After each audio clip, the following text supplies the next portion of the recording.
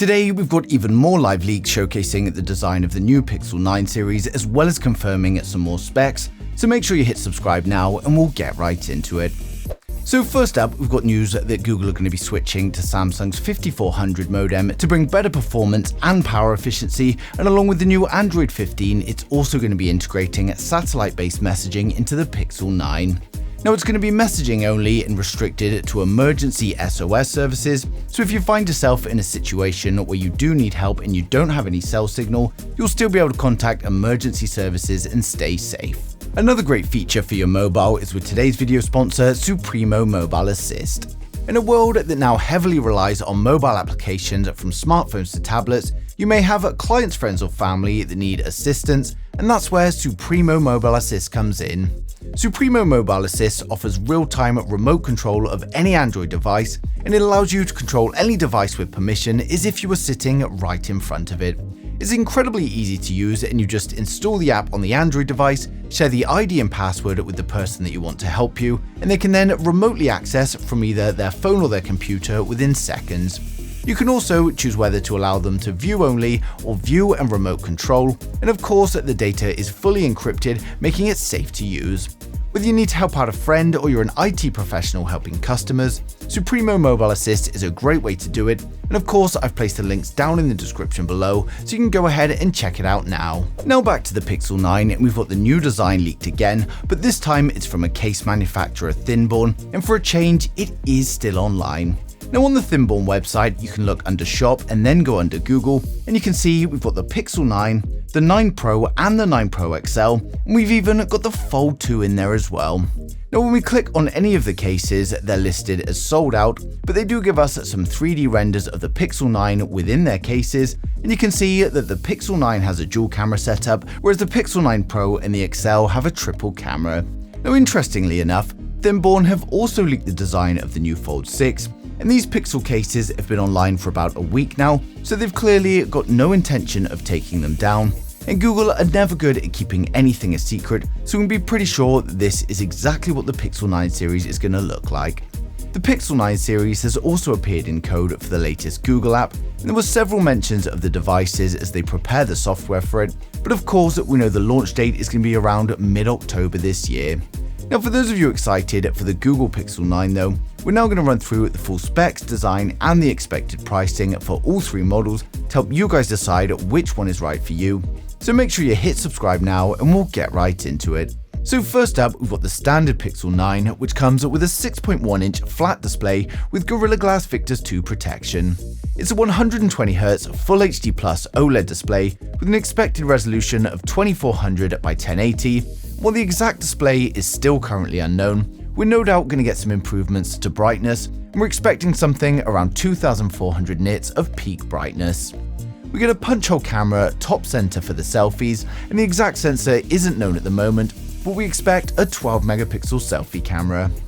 Over on the rear, it's a dual camera setup, and it's consisting of a wide angle and an ultra wide camera, and again the sensors are currently unknown at the moment, but it is going to be the same camera system as the Pixel 9 Pro. The phone will be powered by Google's new Tensor G4 chipset, and it's going to deliver improvements in performance, efficiency, and AI capabilities, and it's coming with 8 gigs of RAM along with 128 or 256 gig storage options, and this will of course be UFS 4. We're expecting around a 4600 mAh battery with improvements to fast charging, and while Google always play it fairly safe, we're hoping for at least something like 30 to 35 watts. We get 5G, Bluetooth 5.3, Wi-Fi 7 and an ultra-wideband chip, and the phone is of course going to ship with Android 15. Now the Pixel 9 is launching in October, and we'll get more accurate details on the pricing as we approach the launch, but it's estimated it's going to launch around $700. Now next up, we've got the Pixel 9 Pro, and this also comes with a 6.1-inch flat display with Gorilla Glass armor protection. It's a 120Hz OLED display with an expected resolution of around 2992 by 1334. While the exact display is still currently unknown, we're no doubt going to get some improvements to brightness, and we're expecting it to be around 2600 to 2800 nits of peak brightness. We get a punch-hole camera in the top center for the selfies, and again, the exact sensor is still unknown at the moment, but we expect a 12 megapixel selfie camera.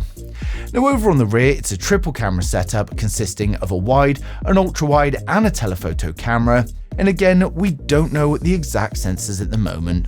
Now the phone is powered by Google's new Tensor G4 chipset, and this is going to bring improvements in performance, efficiency and the AI capabilities, and it's coming with 12 GB of RAM and up to 1 TB of storage, which again is going to be UFS 4. We're expecting around a 4600 mAh battery with improvements to fast charging, and while Google are still playing it very safe, we're hoping for at least 30 to 40 watt fast charge. We get 5G, Bluetooth 5.3, Wi-Fi 7 and an ultra-wideband chip, and the phone is of course going to ship with Android 15.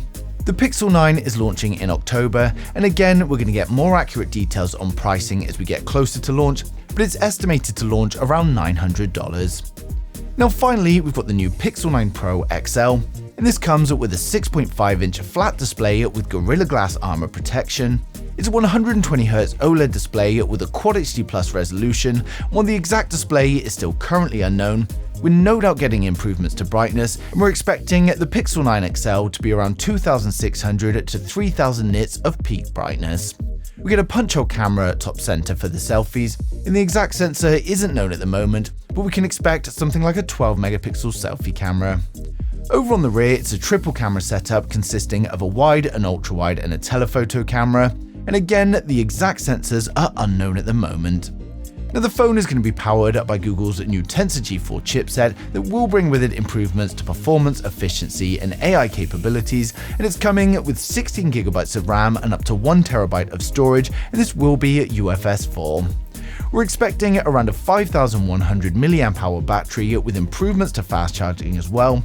And again, because Google play it very safe, it's hard to guess, but we're really hoping for at least 40 watt fast charging. We get 5G, Bluetooth 5.3, Wi-Fi 7 and ultra-wideband, and of course the phone is going to ship with Android 15. And the Pixel 9 Pro XL is going to be launching in October. Again, we'll get more accurate details on pricing as we approach the launch, but it's estimated it's going to cost around $1,100. So overall, the new Pixel 9 lineup is delivering exactly what we'd expect from Google. We've got a slight change to the design with some new hardware and lots of new AI features, and Google's main area of focus with the Pixel has always been in the camera department, so we can definitely expect to see improvements in both photos as well as videos. Now with the new design, we should see a much stronger and more durable phone than before, and along with 7 years of OS software updates, it's definitely going to be a phone that can last you some time. Now it's interesting that we now have 3 devices in the lineup thanks to the return of the XL version, but more choice for the consumer is never a bad thing. But of course, because it still has a lot of similarities to the predecessor, it's probably not going to make anyone with the Pixel 8 rush for an upgrade, but for anyone with an older Pixel or looking to get their first Pixel, then it's definitely going to be a great choice. Now Google have never been good at keeping any leaks a secret, so it's not going to be long until we've got every single detail confirmed, and of course I'm going to be sharing the leaks as soon as they come in, so make sure you subscribe so you don't miss a thing in the future.